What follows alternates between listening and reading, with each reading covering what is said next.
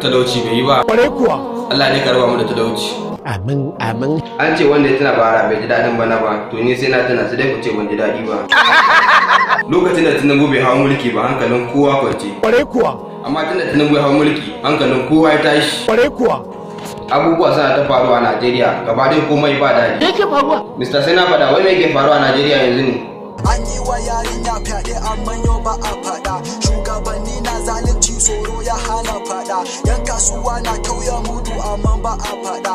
Yan ta'adda na kisa ta ko'ina ba a faɗa. Jami'an tsaro na cin hanci amma ba a faɗa. Wanda ya ji abubuwan da suke faruwa a Najeriya ko to mu ba abin da za mu ce sai dai mu ce Allah ya kawo mana sauki a cikin wannan rayuwa. Amin amin. Allah ina roƙon ka kawo mana sauki a cikin wannan rayuwa ta mu.